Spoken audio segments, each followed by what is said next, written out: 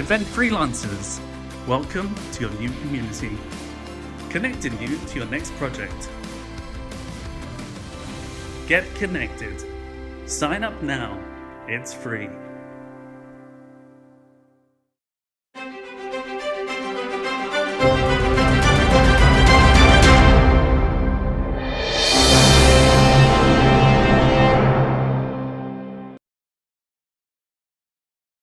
And it's my very great pleasure to invite Michael Wyrley-Birch from TRO to join me to take a look at what happens next for the event industry.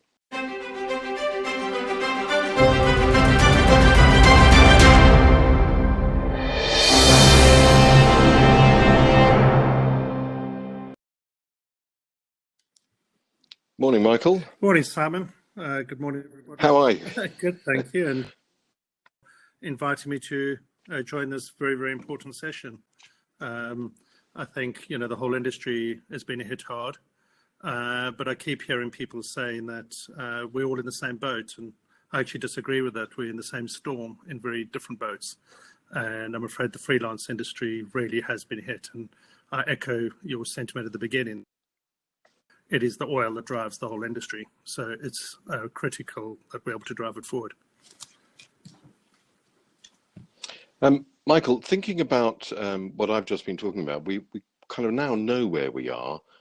We know that when we're going to be able to restart, we've got some pilot events that have been requested as well. From your point of view, how have your customers, your clients responded to the latest news we've had here in the UK? I think it's still very early. The reality is that when you ask someone to run away from danger, that's easy. And that's why we're able to go into lockdown so quickly. The problem we're now asking is people to go towards a danger. And that gives great uncertainty. So the first question they're asking is, if I invest in this event, will people attend? So let's say a business event, will people be allowed to fly? Will they be able to travel? So therefore, is this the right investment to make? So I think one of the things that we need to do is first give people confidence that they are able to attend events. And that's echoing your comments about the fact that we have stringent health and safety processes. We know how to operate safe events. And if you can entrust B&Q at the moment to manage event or theme parks, you certainly should be entrusting the events industry.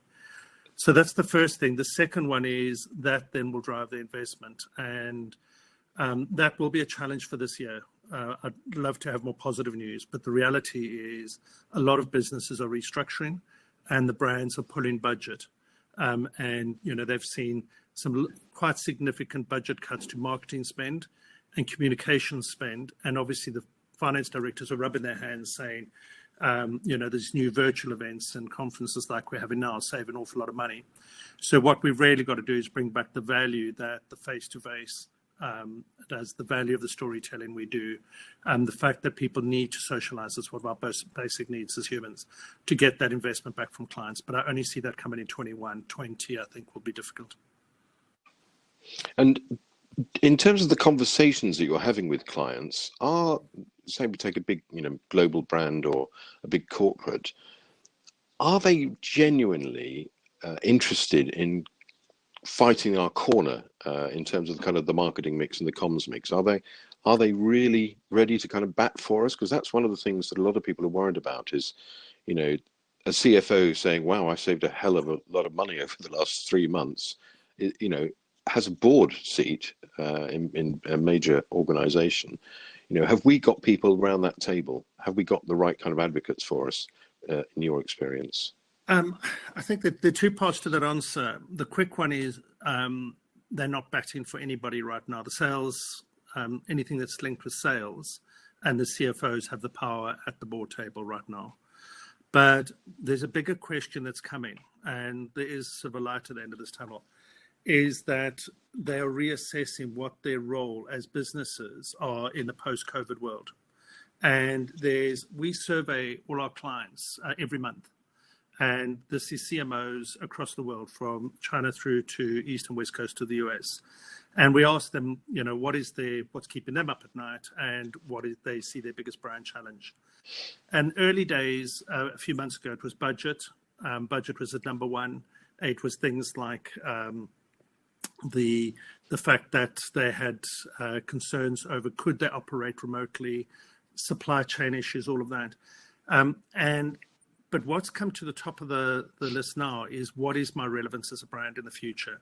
And one of the macro ones is everything was about brand communication. You were talking about yourself as a brand. Everything now is about brand experience and every touch point of that experience that you have. And that also means that they may need to restructure their business, re-engineer their businesses. So where I see the big opportunity going forward is there's going to be need for a huge amount of internal communications as organizations restructure. And we are best placed to do that. There's going to be a lot being looked into what is the human experience or the customer experience with the company and what is the employee experience. Because imagine if we're working all remotely, there's going to be new working models. And I think we've got to pivot very quickly as an industry to that's where our expertise are. And we are best placed out of any other discipline to be able to help organizations with that. And that's the silver lining I see. Now, I think I mentioned earlier, we've got a kind of Q&A facility today. One of the questions that's got a few votes is, has come in, can't see who it's from, but it says this: do you think the reason events had to wait so long is we're too disparate and did not form one voice like theatres and bars, restaurants? What's your view on that, Michael? I'm afraid I've got a slightly more cynical view. I think a lot of it is the government looking at how the press are going to react. We have got a loud voice. As you know, I sit on a government advisory panel. We meet with the minister every month. We put forward a financial case.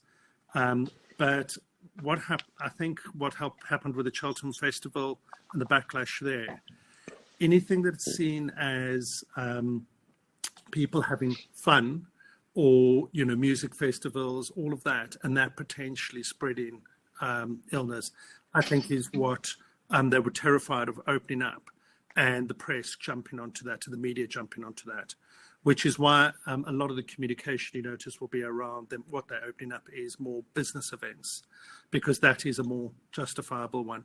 So sadly, I think we were just a very easy target for the media, which is why the One Voice campaign is actually for us to target the media, not necessarily just the government, so to get the media on our side. Yeah. And thanks for name checking that, because obviously there's a lot of momentum driving around that campaign at the moment. Now, somebody else is asking a question. I'm not sure whether you're the right person to ask this. We might want somebody who's been more involved in guidance, but let's have a go. The guidance states capacity allowing for compliance with social distancing of 2 meters or 1 meter with mitigation. That's an approx equivalent to the density of 10 meters squared per person. How can we make 10 square meters financially viable? And I have to say, I think when that popped up in the guidance, the folks who wrote that was quite surprised to see the 10 meter squared number, because they hadn't put it in there. They'd just gone 2 meters or 1 meter with mitigation. So suddenly we had this new thing. Do you want to have a crack at that, Michael, or shall I tell you what I think has come out of that particular question? I think if you should answer the detail, if I give sort of a macro view of anything that we hear coming out the government, is I think one has to be very careful with taking what you first hear too literally. We heard that with the furlough scheme. The government are trying to get an awful lot of information out very fast. And they are in continual beta testing. In other words, they release information, they get then challenged, and then further detail comes out. So it took about 4 weeks to 6 weeks before the advice on the furlough scheme really settled down. And I think that's going to be the same for us. And people's interpretation is widely different. And how they're quite policing that, I'm not sure. So I think it'll be down to us as an industry to develop that and almost be guiding them back on how it best works, because we know how best to put on the events. Yeah. In fact, I think 10 meters squared is actually bigger than 2 meters. So it's actually closer to 3 meters. So I think this actually needs to be looked at again. And I know that the DCMS have a kind of hub of people who are looking at questions, queries, clarifications, and kind of revising things as they go along. To your point, Michael. Ben Atherton is with us, and he's asked a nice question. Really reflecting on something you've just said earlier, Michael. A lot of brands don't want to be the first to return. remember the Nike conference, bad press, I Yeah. think that was up in Scotland. It's up to us to help create the narrative of safety and valuable experiences. Great sentiment, Ben, but that's exactly right, isn't it, Michael? Exactly, and that's the advice we've been giving the government. We've been following what other markets have been doing, and what China did very well is the government actually put on their own events and were giving permission for events.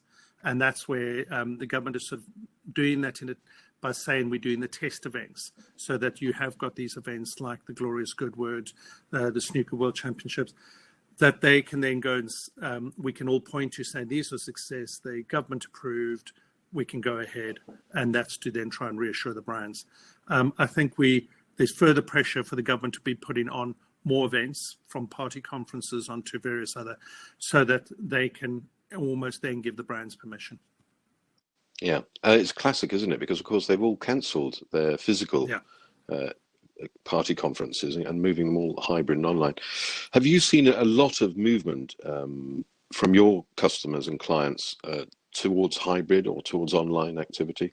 Yes, in the internal communications and conferencing space, absolutely. But I think that was a knee-jerk reaction. What we're now seeing is a better understanding of, I'll put them into sort of a number of categories. First is internal communications. That one of the big concerns for businesses will be company culture. It was kind of exciting at first when we could work in our pajamas and, you could wear potter around the house, and working from home. But it's now wearing thin, and people are starting to look at what is that doing to company culture. So there's a large element of that needs to, and there's only so much you can do. For those of us that have joined parties, etc., online, they're pretty rubbish. And, while the virtual experience, comms like this is great, what they're not good at doing is galvanizing people in a very social way. We are social people. Is why we have weddings, is why we have, birthdays, we get together. So I think that's going to be the first need, is the cultural need, especially with so much restructuring going on. The second is business to business sales, because again, the sales process does build on trust and the ability to be able to demonstrate a product. So, you can do so much through Unreal Engine and things like that on doing virtual product demonstrations, but the physical demonstrations needed. And then the final one is this consumer need to actually socialize and get together. And that's then what will drive it. So I think there'll always be an element of virtual, but it'll almost be an amplifier. It'll be something that gives longer legs to ours. And the positive for me, it'll actually help our ROI in the long term. So while it's terrible right now, it's going to teach us skills that help us to justify our discipline far better in the future. I mean, actually, I mentioned earlier that in many ways this has been a massive disruptor, and disruption creates change and creates new opportunities. So although there's huge human cost involved in this, it really has pushed things forward faster than ever before. You've just mentioned data. We'll be able to tell exactly how many people have participated in this event, in this summit. We'll have data on dwell time, all kinds of stuff we wouldn't normally have if we were running it perhaps as a normal live event in a conference center somewhere. Is this the opportunity for us as an industry to really get to grips with the kind of granular data that our clients could find so useful? Is this a good opportunity for us to kind of crack that nut? Absolutely. And the thing I'd say for anybody, just as a practical, is try and unlearn certain skills. Don't try and hang on to those, and relearn new, because this is a time for accelerated change. It's a time that actually our clients are going to be braver than they've ever been to actually do things in a different way. And there is a way that we're learning to work virtually, so we're learning very quickly of each other. So we can learn what's working in one part of the world. We can immediately move to another part of the world. So I'll be keeping my eyes and ears open if I was really just to glean and learn new ways of working, how data is working, the value of the data, how you could be collecting better data, but just learning all the new online tools that are literally being launched every day. I'd use the next few months to explore and discover. Yeah. And linked to that, something I've seen in a number of agencies that I kind of talk to and work with, quite a few have invested specifically in digital. So they've got a very strong digital offer, and they've discovered that often their digital teams work in very different ways from the other teams in their business. There's much more agile kind of management techniques being used. Again, is that something that perhaps we've seen much more of across the businesses now, that we're having to leave kind of standard traditional management to one side and become quicker, faster, more innovative, more agile? Exactly that. And agile is the key word, and I'm afraid you'll hear it being used an awful lot. And a lot of people use the word agile thinking agile. Agile actually is a management technique. It's something you can learn. There's training courses on LinkedIn. There's certifications you can take, and I'd encourage people to do it, because everything is going to be about speed. It's about flexibility and speed. People are going to be putting together new business models. You're going to be finding brands emerging that didn't exist 6 months ago. And you're going to find some of the big traditional brands decreasing. I know of a business that was seen up, it wouldn't be appropriate for me to mention their name, but they were the darlings agency in France. They've lost a third of their clients, not through COVID, through lost pitches in the last 3 months. 6 months ago, they were absolutely known as brilliant. And the reason they've lost it is because of two things. One, they weren't looking at a holistic view and using data and 360. And the other one is they just weren't able to work in an agile way. They were just too slow, too cumbersome, and that speed will be everything about how we put teams together, how we react. We're going to have to just learn to work faster and accept the fact that we'll be failing along the way and learning from those failures. Somebody's again encouraging people to use the Q&A. We've got a couple of questions in at the moment. One that's just popped up. What can you tell us about the size and scale of the industry left at the end of this year? Have you got any thoughts on that, Michael? Tragically, I think it depends how you take it, because Q2 decimated it. So it'll be a bit like a flood. You know, if you took the average water line at the end of the year, you'd say there wasn't a flood.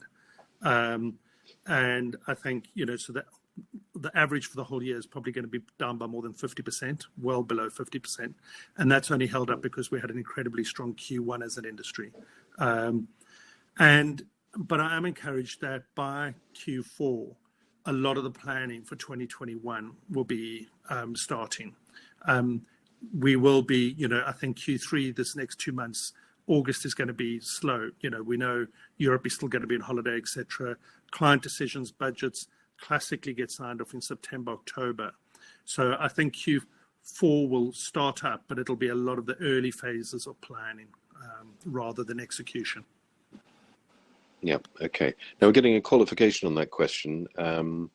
They're actually thinking more about the profile and makeup of an agency, the kind of headcount, and what's left for freelancers. So maybe that's probably difficult to guess about profile and makeup of an agency, but where do freelancers fit in your view going forward?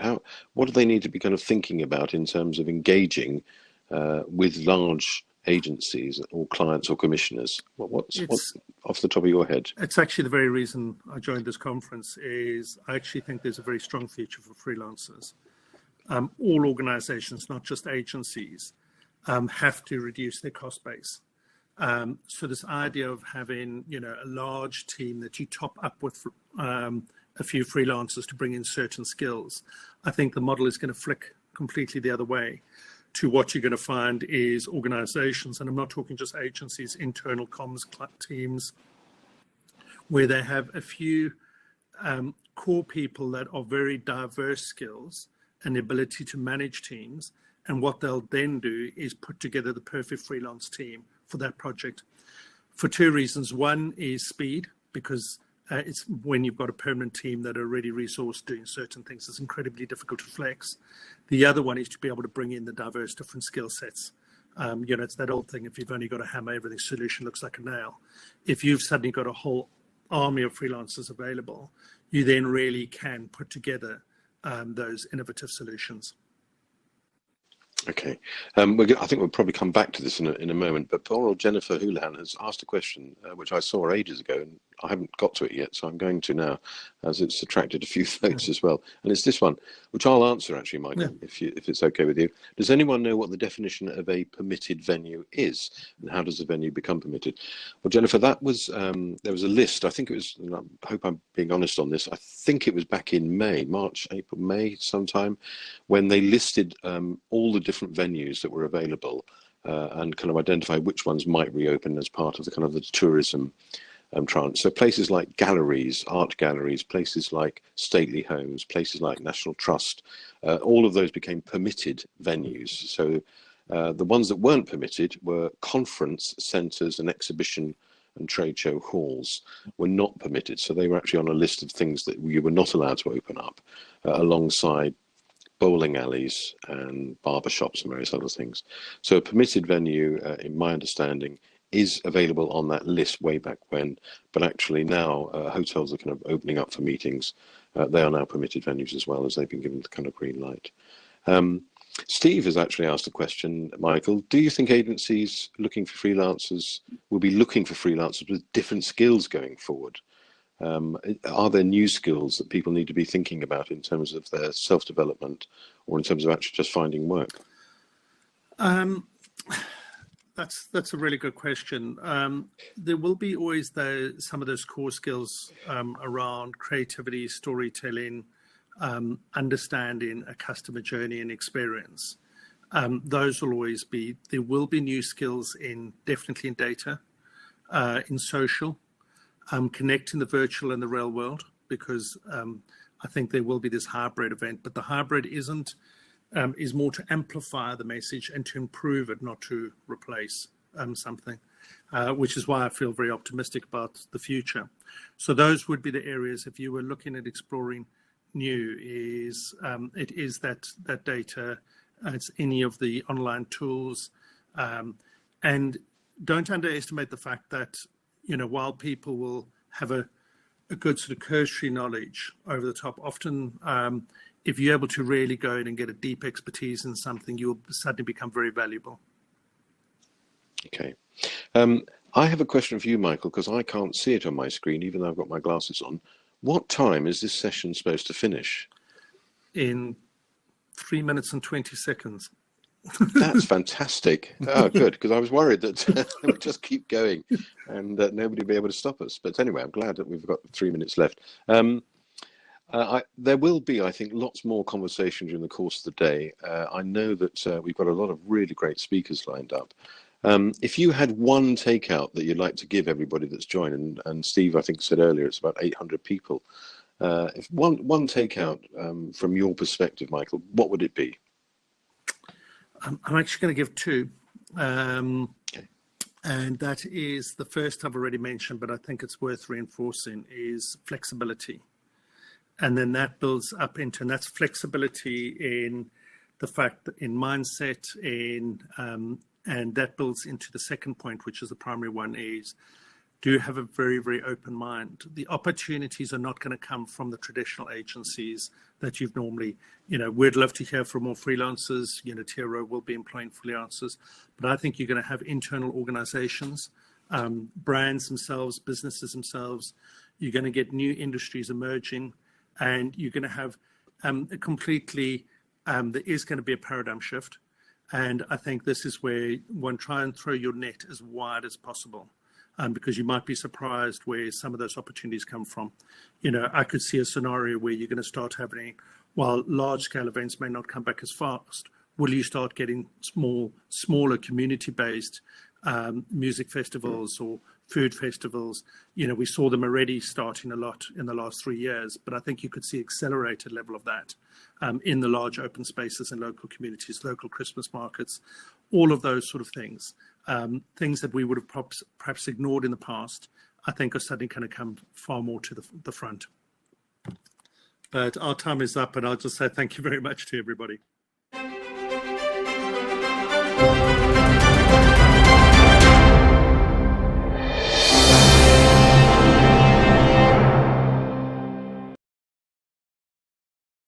Event Freelancers, welcome to your new community, connecting you to your next project.